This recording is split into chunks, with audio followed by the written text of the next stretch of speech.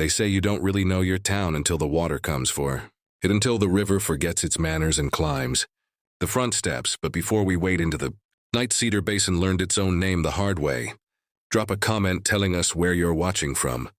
And if this ride grabs you by the throat the way it grabbed me, hit like and subscribe so you don't miss what happens when an old horse and a stubborn fool decide to turn back while everyone else runs.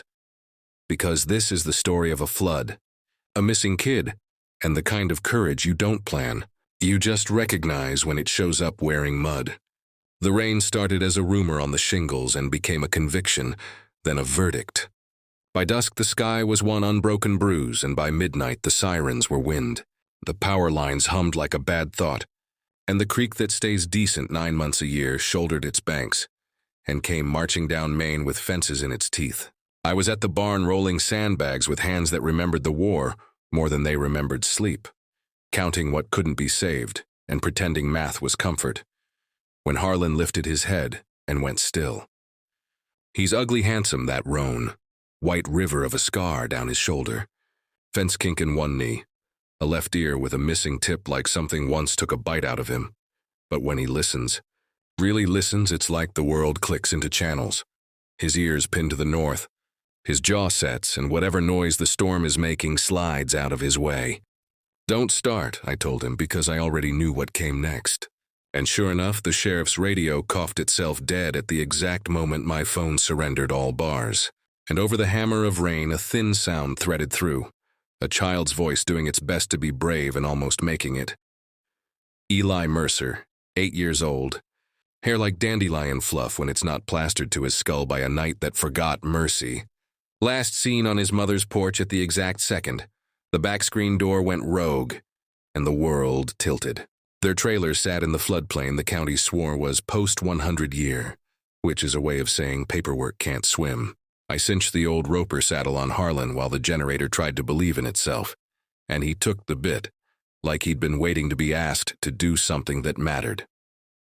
The lane was already a river arguing with the ditch about boundaries. The bridge to the Mercer's place was a rumor in brown water. I would have turned any other horse.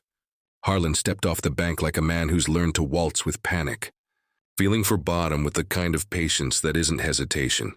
Chest taking the shove of the current, head low and straight, ears never leaving that thin thread of sound. On the far side, where cottonwoods leaned their shoulders into the weather, I heard it again. Help! Not loud but long. The kind a call rope makes when it's fraying and trying not to. There are nights that get small, not big. You'd think the flood in the sky would swallow you, but the world shrank to a cone of headlamp and the space between two breaths. The Mercer's yard was a postcard from after.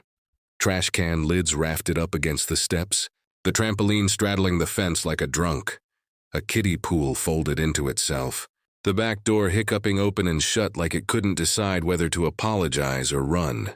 That voice again, thinner now, south of the trailer where the culvert spits the creek into two useless pieces in high water.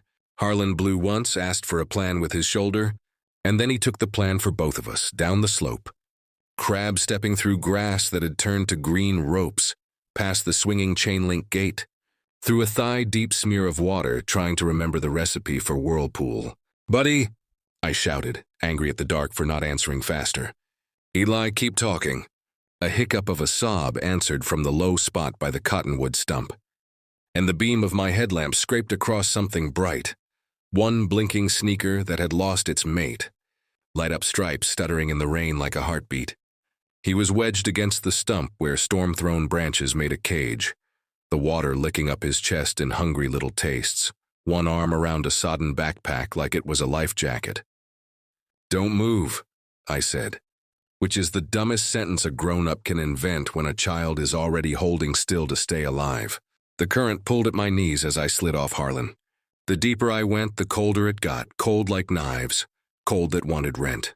Harlan stepped down after me, big and slow, and pressed his barrel against my shoulder so the current had to argue with two stubborn bodies instead of one. I got an arm under Eli's ribs and a handful of jacket, and felt him shaking the way a sapling shakes in wind. "You came," he said, as if that fact was more surprising than the river dragging someone's mailbox past his ear. "We came," I said, because Harlan's breath was on both our cheeks and because leaving out the horse would have been a lie. Back to the trailer wasn't an option. The stairs were underwater, and the door had a new relationship with its hinge. High ground was up the dike that separates the floodplain from the railroad bed. An old berm of dirt and rock and bad intentions. Slick, steep, and currently expressing a waterfall's personality. I tied Eli to me with the lead rope, looped twice and knotted the way you knot when you'd rather drown connected than live explaining why you didn't try. And I handed him the tail so he had a job. "What if I slip?" he asked. "Then we both slip and we get back up," I said. Harlan's ears said go. He took 2 steps, felt the slide, recalculated like a chess player, and went diagonally where the grass held better, planting each hoof as if it mattered. Because it did. Halfway up, the hillside shifted under us with a sigh, and mud went out from under my boots like the floor does in a cheap bar fight. I grabbed mane, Harlan leaned down, and for a second we were a 3-thing animal, boy, man, horse, attached in a geometry the flood didn't know how to do math on. At the top, the wind hit like a wall and the world got wide again. The whole valley lit by lightning that made the water look like it was thinking about being glass. The grocery store sign twitching. The church steeple a finger raised at God in either accusation or prayer. Down the tracks to my place was a mile and change. In that mile and change, Harlan found every piece of high ballast and every patch of grass that would take a hoof without rolling. And when a sheet of water ran over the rails and tried to trick us into thinking the edge was center, he snorted like a laugh and chose the right-wrong option. The barn glowed in generator yellow and smelled like hay that had decided to be brave. I swung Eli down and he stood too straight, the way kids do when they're pretending not to be cold. I peeled off my jacket and wrapped him like he was eggs, shoved a chipped mug of cocoa into his hands like it was medicine, and set him on a hay bale under the red heat lamp that makes all living things look briefly holy. Harlan stood in the doorway and watched the yard with the look sentries get near the end of a long watch, the one that says, "Give me something true to do." The sheriff arrived in a hiss of tires and river and said the thing I already knew. More calls than trucks, more water than answers, more bad addresses than good ones. "You did good," he told Harlan without looking like he meant to, and we grinned at the same time because some praise belongs to eyes, not mouths. "You got anyone else to get?" I asked, and that is how we learned about the Burns family. 2 grandkids visiting from Boise, a minivan stalled and floating in the low dip, where County Road 7 disrespects the topography. Headlights like a submarine under the brown. We went. You go until something breaks that you can't fix, then you go a little more. The wind had tired of itself. The rain had settled into that steady, purposeful fall that fills in the blanks. The road was gone in patches. The ditches were rivers. And when we found the van, it was nosed into the cottons with the water up to the handles. The girl, 10 maybe, was on the roof, green blanket like a flag. Voice steady because the small ones don't always know to use their fear. And the little boy, 6, was inside, making the sound of a bird in a chimney. The current pulled at the van like it owed it money. Any step wrong and the whole tin box would roll like a log. "Hey," I said, because sometimes that's the truest word. "Hey," the girl said back. "Can your brother climb onto my horse if I open the door?" "He doesn't like new things," she said. And I wanted to laugh and cry at the same time because nothing that was happening now was old. Harlan eased into the water until the flood touched his belly, and then his chest, and the van creaked like a tree. I reached across the gap, found the boy's arm, and discovered that terror makes children slippery. "Harlan's warm," I said, which was almost true, and Harlan's brave, which was exactly true. And I saw the moment the boy believed me because his fingers stopped being glass and started being hands. We did it again for the girl, who shook without shaking, and then I realized we had a logistics problem. 2 kids, 1 horse, 1 idiot. "You go," the girl said, chin up in a way that made me want to salute. "You go with him." "I can swim." "No one swims tonight," I said, and tied her to my belt the way I had tied Eli. And I walked with her while Harlan took her brother like a prince, and the van sighed and settled deeper, and then gave up and turned, slow and ugly, like a whale deciding to sleep. We made the railroad bed again, and the girl said thank you so quietly I almost missed it. and Harlan rested his chin on her head the way some horses do when they have adopted a thing. Back at the barn, the world got small and warm again. Heat lamp, towels, the smell of cocoa and diesel and horse. The kids' grandparents arrived jittering like wind chimes, and the sheriff stopped trying to be 3 places at once long enough to look human. "We're running out of roadblocks," he said. "We're not running out of people." "What about Mrs. Carter?" I asked, because there's always a Mrs. Carter in a flood, the one who refused to leave because the quilt was her mother's and the cat doesn't like visitors. "She's in the bungalow by the willows," he said, and the way his mouth said it told me where the water was now. It was a stupid trip. We took it anyway. The willows made a cathedral out of the rain, branches dragging at our shoulders like warnings.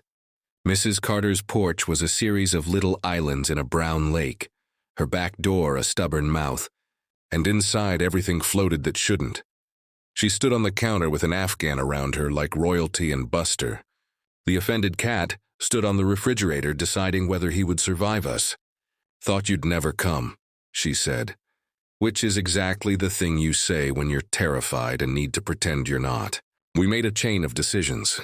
Which photos into the dry bag, which medicines into my pocket, which memories through the door, and which memories into the story you will always tell with your eyes and never with your mouth. Harlan stood hip-deep outside like the world's best platform, and when the back steps tried to leave, he leaned against them until they remembered their job. The way out was longer than the way in. The current had found new ideas. Twice I almost went. Once I did go and then came back because a good halter knot is a friend who does not let go.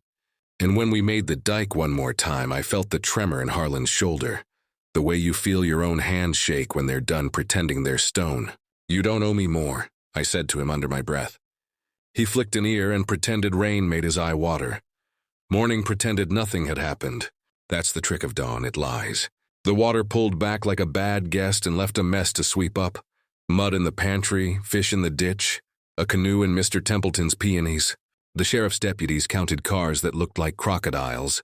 The volunteer crew checked basements that smelled like a locker room for the dead. And in my barn, the kids played cards on a hay bale under the red light, while Harlan dozed in the aisle with his head low, one hind foot cocked.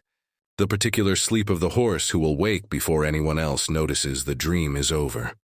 Mrs. Mercer came with biscuits and a kind of gratitude that hurts to look at. She said Eli hadn't slept through a storm since he was 4.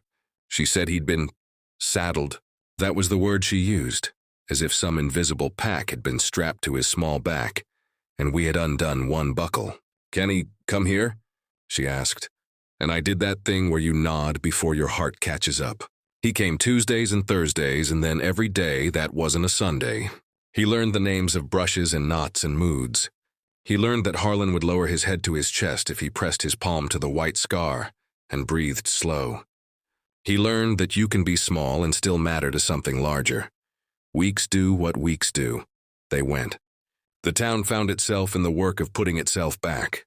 At the feed store, receipts grew long and patience short.